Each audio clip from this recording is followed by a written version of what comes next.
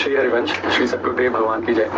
राधा केली कुंज में अक्सर ही हमसे प्रश्न होता है कि कैसे आप बाबा जी मार्ग में आए, कैसे आपने विरक्त वेश धारण किया। तो गुरु कृपा से ये मन में उत्साह आया कि आप सबको बताया जाए कि गुरु कृपा का वास्तविक परिचय क्या होता है। तो ये इसी माध्यम से आपको सबको बताते हैं कि कैसे हम बाबा जी बने। सबसे पहले जब मैं महाराज जी से वृंदावन धाम में मिला तो महाराज जी को पहली बार ही देख के ऐसा आकर्षण हुआ, ऐसा लगा कि क्या दिनचर्या है, क्या सुंदर जीवन है। एक संत की जो रहनी, एक संत का जो जीवन इतना आकर्षणकारी था कि हृदय एक तरीके से मानो लुट गया और लगा कि बस कैसे भी महाराज जी से ज्यादा संपर्क बढ़े, ज्यादा से ज्यादा उनके पास जाया जाए। तो उस समय मैं कॉलेज में था और मैं आना महाराज जी के पास शुरू किया और महाराज जी से धीरे धीरे आता रहा, नजदीकता बढ़ती रही। और महाराज जी का जो स्वभाव था इतना करुणामय, इतना एक तरीके से इतना फ्री, हर बात हम अपने मन की महाराज जी से रख सकते थे। कभी ऐसा लगा ही नहीं कि महाराज जी एक संत होके हमें एक दूरी महसूस हो। कभी कभी इतना मित्रवत महाराज जी का हमारे प्रति स्वभाव और ऐसा उनका बर्ताव रहता था कि लगता था कि हम अपने हृदय की हर बात महाराज जी से कर सकते हैं। तो कॉलेज के समय में लोगों के जैसे कॉलेज में फ्रेंड्स होते हैं और आपको लगता है कि आप ज्यादा से ज्यादा समय उनके साथ व्यतीत करें। मेरे मन में ये आने लगा कि मैं ज्यादा से ज्यादा समय महाराज जी के साथ व्यतीत करूं। मैं दिल्ली से आर्किटेक्चर कॉलेज में पढ़ाई कर रहा था और दिल्ली से क्योंकि वृंदावन नजदीक है तो बार बार मेरा ये प्रयास रहता था कि मैं महाराज जी के पास आऊं। और पहली बार ही जो महाराज जी से जब मैं मिला था तो ऐसा आकर्षण हुआ कि लगा कि अब मेरे को आना ही है बार बार। और जैसे जैसे मैं महाराज जी के पास आता रहा और उनसे मिलता रहा तो हृदय के सारे संशय महाराज जी ने इतनी सहजता से हटा दिए। यद्यपि मेरे मन में भी उस समय ऐसा नहीं कि सांसारिक आकर्षण, सांसारिक भोगों को भोगने की इच्छा होती थी, पर उस समय महाराज जी से जो संवाद हुआ, उनसे जो बातचीत हुई, उनका जो ये स्वभाव था, उनका नेचर था कि हम हर बात उनसे कर सकते हैं। तो पता ही नहीं चला उनके उस नेचर ने कैसे हृदय की सारी ग्रंथियां, सारे आकर्षण धीरे धीरे नष्ट कर दिए।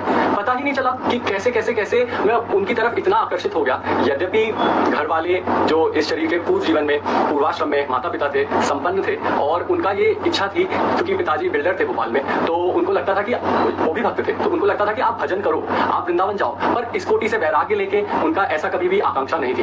पर महाराज जी के पास आकर महाराज जी के साथ ज्यादा से ज्यादा समय व्यतीत करके ऐसा लगा कि जीवन का वास्तविक रहस्य, वास्तविक लक्ष्य यही है कि प्रिया प्रीतम को पूर्ण रूप से समर्पित हो जाओ। अब कुछ प्रिया प्रीतम के अलावा बचे ही ना।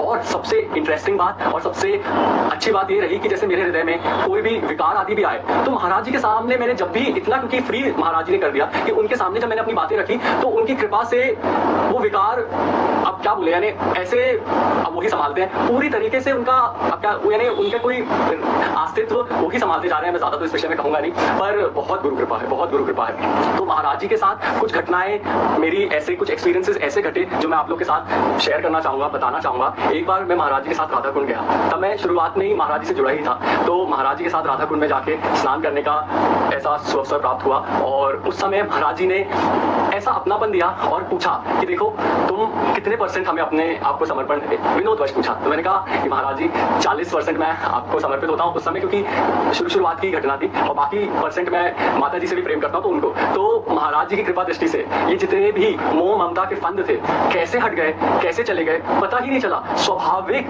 चलते आगे बढ़ते जैसे जैसे समय महाराज जी के साथ बीतता गया, एक समय ऐसा आया कि लगा कि अब जीवन का परम लाभ, जीवन का की परम सार्थकता यही है कि प्रिया प्रीतम को पूर्ण तरह समर्पित हो जाए। और वो तभी अच्छे से निर्वाह हो सकता है जब एक विरक्त भाव से आप प्रिया प्रीतम की महाराज जी की शरण में आए। तो महाराज जी की ही पूर्ण कृपा से, महाराज जी की ही पूर्ण कृपा दृष्टि से ये संभव हुआ कि हमारे जैसे जो संसार में आसक्त थे, संसार के प्रति जिनका आकर्षण था, उनके अंदर विविध कामनाएं थी और इच्छाएं थी, पर उनकी कृपा दृष्टि से ये जीवन संभव हो पाया। क्योंकि हम कल्पना भी नहीं कर सकते कि जैसे अगर कोई मुझसे पहले पूछता कि क्या आप बाबा जी, क्या आप एक विरक्त वेश में रहकर अपना जीवन पूरा पार कर सकते हैं, असंभव था। पर महाराज जी की कृपा दृष्टि से हाथ उठा के मैं कहना चाहूंगा कि उन्हीं की कृपा बल से, उन्हीं की कृपा दृष्टि से इतना सहज ये जीवन हो गया और आपके सामने पूरी आपके सामने है जैसे हम चल रहे हैं और वही है उन्हीं की कृपा दृष्टि से, उन्हीं की कृपा बल से, उन्हीं की कृपा प्रसाद से ये जीवन कट रहा है और आगे भी उन्हीं की कृपा दृष्टि से ये जीवन प्रिया प्रीतम और उनमें समर्पित रहे।